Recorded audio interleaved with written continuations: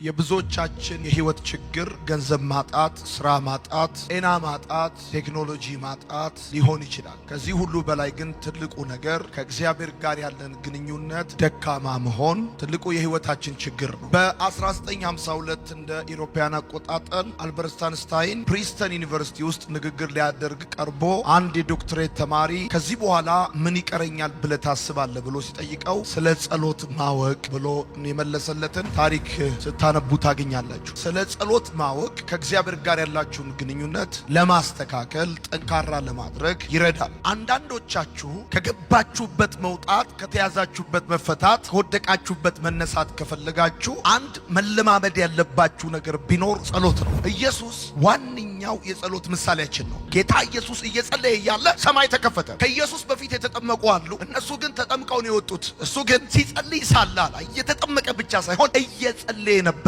የሚጸልይ ሰው ሰማይ ያስከፍታል፣ ሰማይ ይከፈትለታል። በቃ የእግዚአብሔር እርዳታ፣ የእግዚአብሔር ድምጽ፣ የእግዚአብሔር ኃይል ወደ ህይወቱ ይመጣል። ሲጸልይም ሳለ ሰማይ ተከፈታል፣ ሰማይ ተከፈተ። ሲጸልይ እየጸለየ ነው። እግዚአብሔር እንዲረዳ ድምጹ ወደ አንተ እንዲልክ እንዲያግዝ ኃይልና ጸጋ እንዲሰጥ ከፈለክ you have to pray መጸለይ አለበት። ሲጸልይ ሳለ ሰማይ ተከፈተ። የሚጸልይ ሰው ሰማይ ያስከፍታል። ጌታ ኢየሱስ ክርስቶስ አገልግሎቱን በጸሎት እንደጀመረ ትዝ ይላችኋል። 40 ቀንና 40 ሌሊት ከጾምና ከጸለየ በኋላ ነው ከዛ በኋላ ወደ አገልግሎት ጌታ ኢየሱስ ክርስቶስ የሄደው። ከፍ አድርጉ እጆቻችሁ። በጌታ በኢየሱስም የሚቀጥለው ዓመት የእግዚአብሔር እርዳታ ለእናንተና ለቤታችሁ ይሆናል። ወዳጆቼ እዚህ በማይመች ሁኔታ ውስጥ ያላችሁት አንድ ተጨባጭ ነገር ይዛችሁ ልትሄዱ ነው። አምናለሁ። እዚህ የጸለይነው ጸሎት እግዚአብሔር ሰማያት እንደሚከፍትላችሁ አምናለሁ፣ እንደሚረዳችሁ አምናለሁ። በጌታ በኢየሱስም ህይወታችሁ እንደቀድሞ አይሆንም። በኢየሱስም ተራ ሰው ሆናችሁ አትሞቱም። ታሪካችሁ በኢየሱስም ይቀየራል። በደንብ አድርጋችሁ አሜን ባሉ። እግዚአብሔር ቀኙን ይሰጣችኋል። ሰዎች ኢየሱስን ለማየት ብዙ ጊዜ ይከተሉታል። በከተማና በገበያ በገጠር በሄደበት ሁሉ አካባቢ፣ በባህር ዳር አካባቢ ኢየሱስን ፍለጋ ሰዎች ይዞራሉ። ሰዎች ሊያዩት ሲመጡ እንግዲህ አስቡት፣ ሰዎች ሊያዩአችሁ፣ ሊያናግሯችሁ፣ በጣም በእናንተ አገልግሎት ተገርመው ተደንቀው ሊያዩአችሁ ሲመጡ ከነሱ ጋር ቆመው ከማውራት ይልቅ ኢየሱስ ወደ ምድረ በዳ ሄዶ ይጸልይ እንደነበረ መጽሐፍ ቅዱስ ይነግራቸዋል። 12ቱን ሐዋርያት ከመምረጡ በፊት ጌታ ኢየሱስ ይጸልይ ነበረ። አየሽ፣ የትኛውንም አይነት ውሳኔ ከማድረግሽ በፊት፣ ወደ የትኛውም ሁኔታ ከመግባትሽ በፊት መጸለይ እንዳለብሽ የምትማሪው አዳኝሽና መድኃኒትሽ ካደረግሽው ከጌታ ከኢየሱስ ነው። 12ቱን ደቀ መዛሙርት ጌታ ኢየሱስ ከመምረጡ በፊት ይጸልይ ነበር። ኢየሱስ ከጴጥሮስ ከያዕቆብና ከዮሐንስ ጋር ለመጸለይ ወደ ተራራ ይወጣ እንደነበር ይናገራል። ኢየሱስ ከጴጥሮስ ከዮሐንስና ከያዕቆብ ጋር ወደ ተራራ የወጣው ለመጸለይ ነበር። ጌታ ኢየሱስ ወደ ምድረ በዳ ሄዶ ይጸልያል። ከዛስ ወደ ተራራ ወጥቶ ይጸልያል። ከዛስ 12ቱን ደቀ መዛሙርት ከመምረጡ በፊት ይጸልያል። ወዳጆቼ እንዲህ ብላችሁ ጻፉ። ሰይጣን የሚፈራው የሚጸልይ ሰው ነው። የጸሎት ሰው ሰይጣን ይፈራል። አጋንንት ይፈራል። ሰይጣን ብር ያለው አይደለም የሚፈራው፣ ዝና ያለው አይደለም የሚፈራው፣ ሀብት ያለው ስልጣን ያለው አይደለም የሚፈራው። በእግዚአብሔር ፊት የሚንበረከክ ሰው ሰይጣን ይፈራል። ዓለምን፣ ዓለማዊነትን፣ ሰይጣንና ጨለማን፣ ኃጢአትንና ክፋትን ማሸነፍ የሚፈልግ ሰው ካለ ጸሎት ነው ህይወቱ መሆን ያለበት። ያለ ጸሎት ድል ማድረግ አትችልም። ያለ ጸሎት ማሸነፍ አትችልም። በሉቃስ ወንጌል መጽሐፍ ምዕራፍ 22 ላይ ከመያዙና ከመሰቀሉ በፊት ይጸልይ ነበረ። የጌታ የኢየሱስ ክርስቶስ ደቀ መዛሙርት እነ ጴጥሮስ እነ ያዕቆብ እነ ዮሐንስ ጌታ ኢየሱስን ጸሎት አስተምረን ብለውት እንደነበረ መጽሐፍ ቅዱስን ስታነቡ ታገኛላችሁ። እነዚህ ሰዎች በሰንበትም ይሁን በምኩራብ ይጸልዩ የነበሩ ሰዎች እንጂ ከዛ በፊት ጸለው የማያውቁ አይደሉም። ምክንያቱም አይሁዳውያን ናቸው። አይሁዳውያን ደግሞ የአብርሃም የይስሐቅና የያዕቆብን ጸሎት ይጸልዩ የሚኖሩ ናቸው። እንደዛ እየጸለዩ በቀን 3 ይጸልያሉ። 613 የኦሪትን ሕግ በቃላቸው የሚያጠኑ ናቸው። ግን ኢየሱስ ጋር ሲመጡ እንደዚህ ያሉት ጸሎት አስተምረን ብለው ሲሉት ደቀ መዛሙርቱ ከዛ በፊት ጸልየው የማያውቁ ናቸው ማለት አይደለም። ሲጸልዩ ነው የኖሩት። ግን ኢየሱስ ጋር ያዩት ጸሎት እነሱ ጋር ካለው የተለመደ ጸሎት የተለየ ነው። እሱ ጋር ህይወት ነው። የእሱ ጋር ሃይማኖታዊ ስርዓት አይደለም። እሱ ጋር ያለው ጸሎት ዩኒክ ሆኖባቸዋል። በእርግጠኝነት ጴጥሮስንም ያክል አይሁዳዊ ወይም ያዕቆብንና ዮሐንስን እነዚህ ሰዎች በምኩራብም ይሁን በሰንበት ከዚህ በፊት ሲጸልዩ የኖሩ ሰዎች ናቸው። የጥንቷ ቤተክርስቲያን የሐዋርያት ቤተክርስቲያን ትጸልይ ነበር።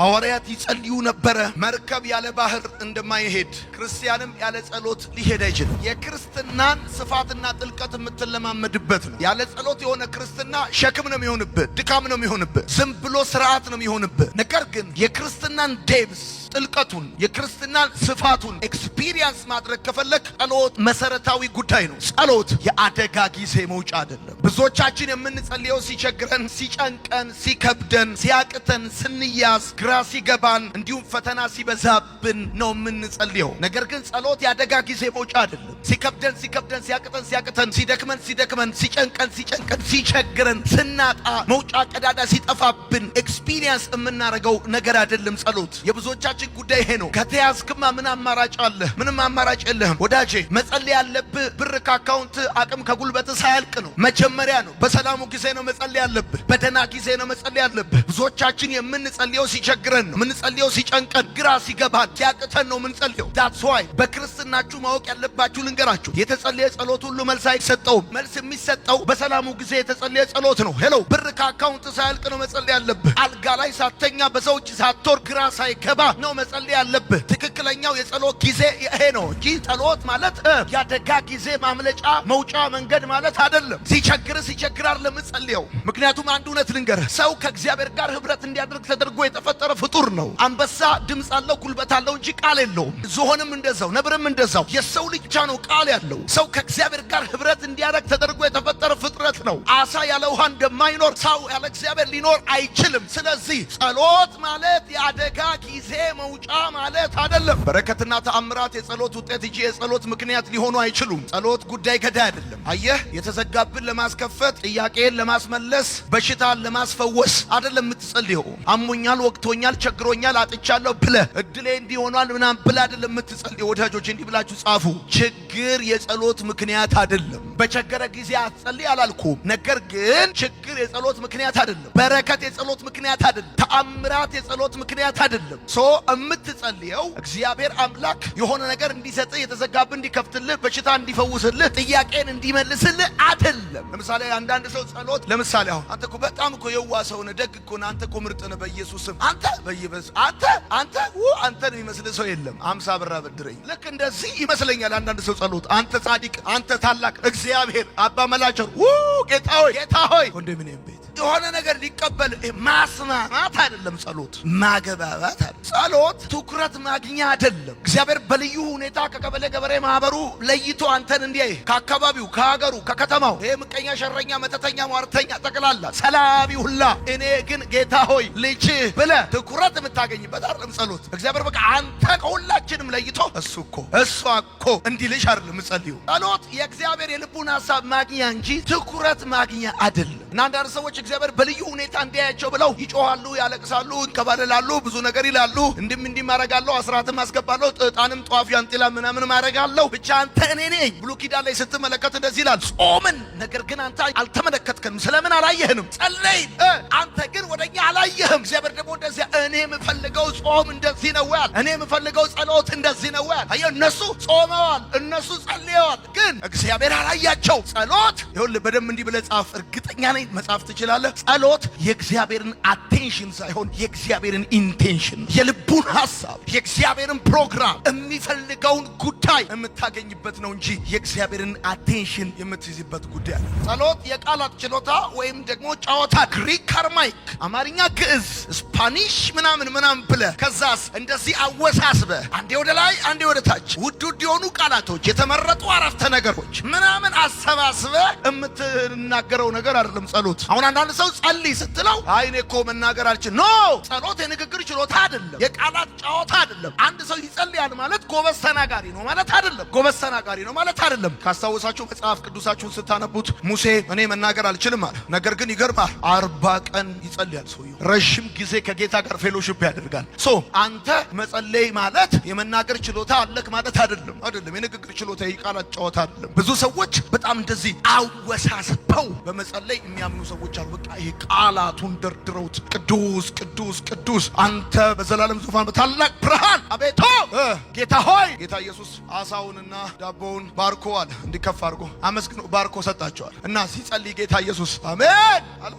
በቃ ጸልዮ ሰጣቸው፣ አመስግኖ ባርኮ ሰጣቸው። የቃላት ጨዋታ ችሎታ አይደለም። ጸሎት አልፎ አይደለም፣ አልፎ እንደ መስቀል ወፍ አመቱ ሊቀየር ሲል አረባካችሁ እስቲ አመቱ ሊቀየር ነው ሂሳብና ወራርድ ምናምን ብለህ ሄደህ አሜን ጌታ ሆይ በቃው 2017 ቻው ምናምን ብለህ አልፎ አይደለም ጸሎት። አንዳንዴ አይደለም ጸሎት፣ እንደዛ አይደለም ሳታቋርጥ የምታደርገው ነገር ምንድነው? መተንፈስ። ጸሎት አልፎ አልፎ አይደለም፣ ሳታቋርጥ ነው። ሁሌ ነው። መጽሐፍ የሚለው እሱ ነው። ሳታቋርጡ ጸልዩአል፣ ትጉና ጸልዩአል። ሳታቋርጥ የምታደርገው ነገር ምንድነው? መተንፈስ ነው። ዛሬ ለመኖር ትላንት መቼ ነው የተነፈስከው? ትላንት አይደለም። ዛሬ ለመኖር ዛሬ ነው የምትተነፈሰው። አሁን ለመኖር ቅድም አይደለም የተነፈስከው፣ አሁን ነው የምትተነፈሰው። ልክ እንደዚህ ነው በክርስትና ዛሬ ለመኖር ዛሬ ነው እንጂ የምጸልየው ከዛሬ 6 ዓመት 6 ወር 6 ዓመት ምናምን አይደለም። ትላንት በተነፈስከው ዛሬ እንደማትኖረው ትላንት በጸለይከው ዛሬ አትኖርም። አሁን አንዳንዱ እኔ በእናቴ ጸሎት ነው ያለሁት ይላል። የሉም እኮ እናቱ በህይወት። ስትጸልይ ምን ይሆናል? ሳታቋርጥ ነው የምትጸልየው እና ስተነፍ ልክ እንደ ትንፋሽ ነው። በቃ ትተነፍሳለህ እና ስትተነፍስ ምን ይሆናል? አየህ፣ የተቃጠለ አየር ታወጣለህ፣ ንጹህ አየር ታስገባለህ። ስትጸልይም እንደዛ ነው። የተቃጠለ አስተሳሰብ ታወጣለህ፣ ንጹህ አስተሳሰብ ታስገባለህ። የምድሩን ታስወጣለህ፣ የሰማዩን ታስገባለህ። የዛሬን ታስወጣለህ፣ የዘላለም ታስገባለህ። አሜን በል በደንብ ፓርክ። ስድስተኛ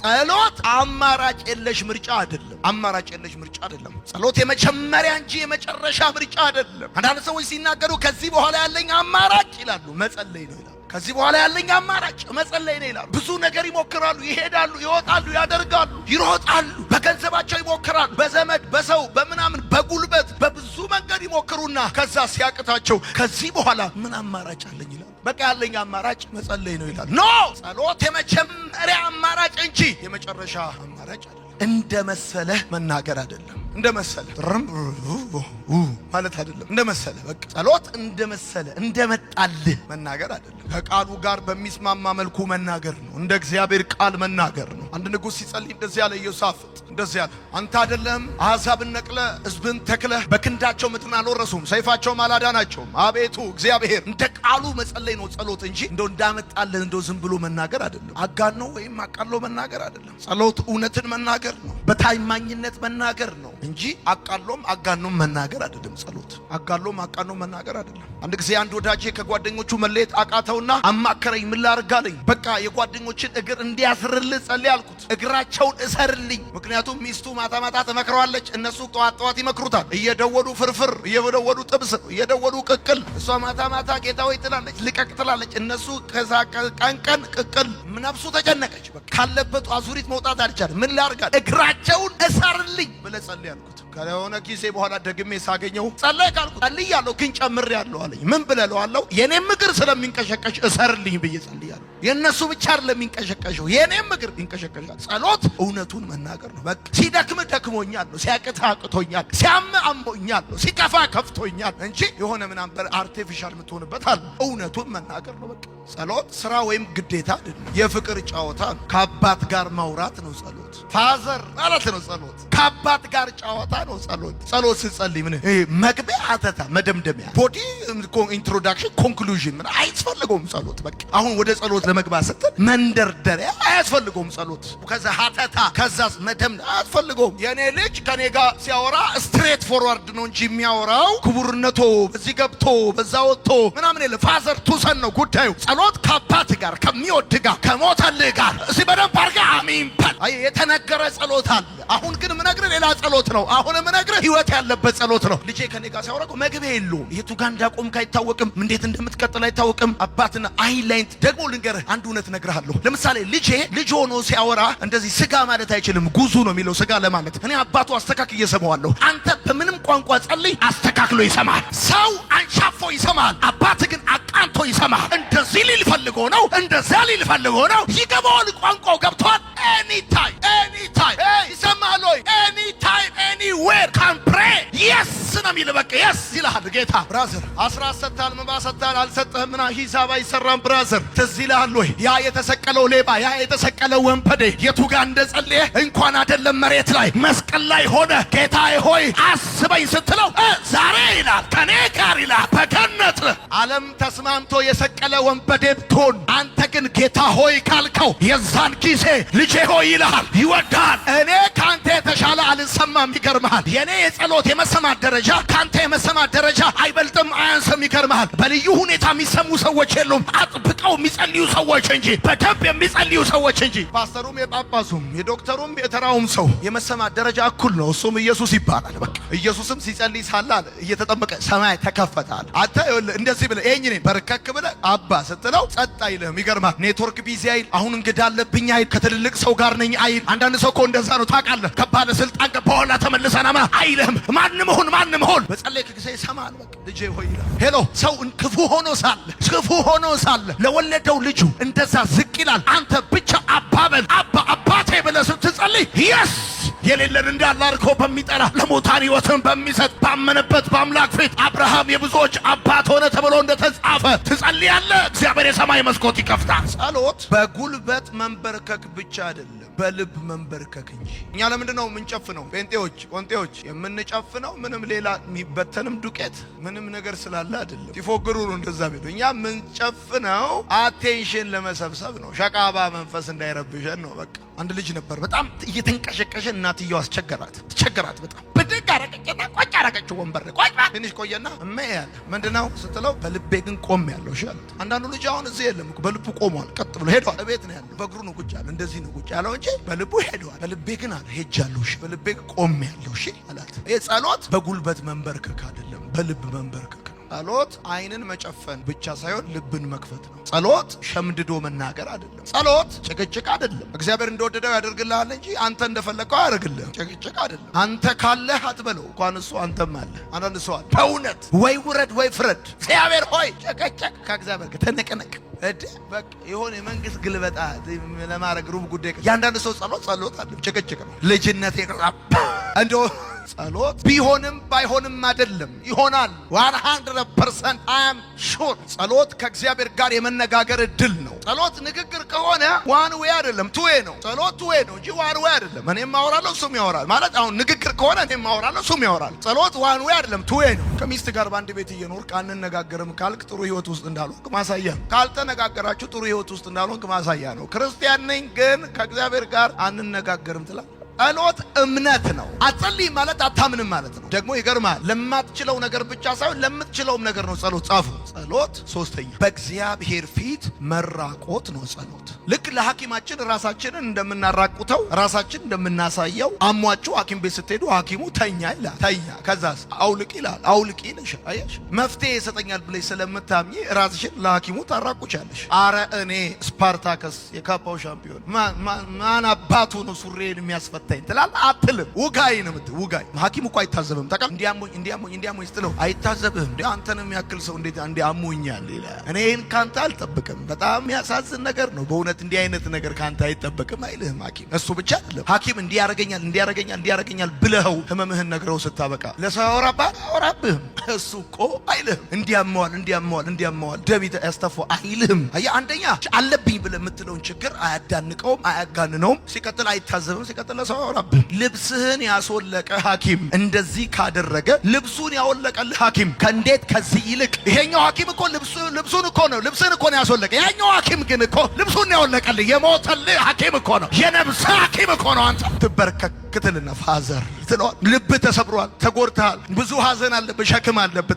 ተንበርክከህ እኮ ነው የኔ ጌታ ደክሞኛል፣ ከፍቶኛል እያልክ እያወራሁ እያለ የዛው ጋር የደስታ መንፈስ፣ የሰላም መንፈስ አንተ በደንብ አድርገህ አሜን በል። ከተንበረከክበት ስትነሳ ቅልል ብሎ በቃ አዲስ ሆነ። ቀና ብለህ ችግርህ እንደተመለሰልህ፣ ጥያቄ እንደተመለሰ፣ ጉድለቱ እንደሞላ፣ ነገሩ እንደተስተካከለ። እዚህ ቤት ጴንጤ የለም ወይ? አሜን በል አንተ። ጸሎት የሰማይን ፍቃድ በምድር ነው። ጸሎት ነገ ዛሬ ነው። ስማ የኔን ሁሌ ከዜና ሁሌ ከዓለምነዋሴ ሁሌ ከኢቢሲ ሁሌ ከቢቢሲ እየሰማ ትችለዋለህ ወይ? በርከክ ካልክ ነገ ሊሆን ያለውን እግዚአብሔር ዛሬ ይነግርሃል። ዜና እናሰማለን። በቅድሚያም አርዕስተ ዜና ሲል ቀድመን ሰምተናል ትላል። የሰማኝ ሰው ካል ተንበርክከን ሰምተናል። ብራዘር ላይፍ ሰምተናል። አንዳንድ ምንጮቻችን እንደዘገቡልን ከሆነ ብለው ይለዋል። አንተ እንደ ትላንትና እንደ ከዛ በፊት በርከክ ብለህ እግዚአብሔር ይነግርሃል፣ ያወራሃል። ሄሎ ከባሬ ከአብርሃም የምደብቀው ነገር አለ።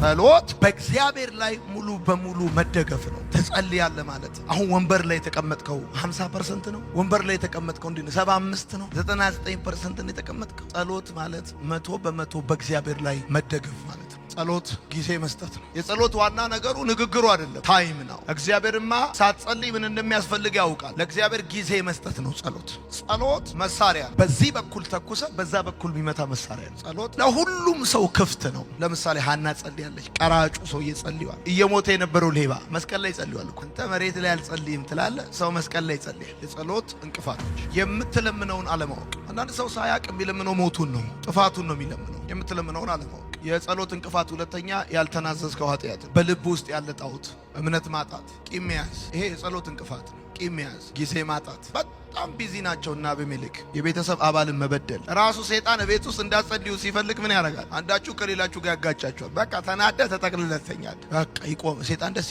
ተኛ። እግዚአብሔር ጸሎታችን ሁሉ ለምን አይመልስ? አንደኛ አሁን ስለማይጠቅመን። ጸሎት ጥቅም አለው። ገብተዋል? ምናልባት አንዴ የማትጸልየው ጥቅሙን ስለማታውቅ ሊሆን ስለሚችል፣ አንደኛ ከእግዚአብሔር ጋር ያለህን ግንኙነት ያጠናክረዋል። ጠንካራ ግንኙነት ከእግዚአብሔር ጋር እንዲኖር ያደርጋል። የእግዚአብሔርን ፍቅር ያስረዳሃል። መልስ ታገኛለህ። ለጥያቄ፣ ለህይወት፣ ለእንቆቅልሽ፣ ለችግርህ መልስ መፍትሄ ታገኛለህ። ምሪት ታገኛለህ። ዳይሬክሽን ታገኛለህ። ውጣ በዚህ በኩል ይልሃል እግዚአብሔር። ከፈተና ትድናለህ በጸሎት። ወደ ፈተና እንዳትገቡ ፈተና ውስጥ ግቡና ጸልዩ አይደለም ያለው ጌታ። ወደ ፈተና እንዳትገቡ ትጉና ከፈተና ትድናለህ። ከእግዚአብሔር ፍቃድ ጋር ትስማማለህ። የጸሎት ጥቅም እሱ ነው። በመንፈስ ቅዱስ ትሞላለህ። በጸለይክ ቁጥር አየህ ኃይልን ትቀበላለህ፣ ትሞላለህ፣ ክርስቶስን ትመስላለህ።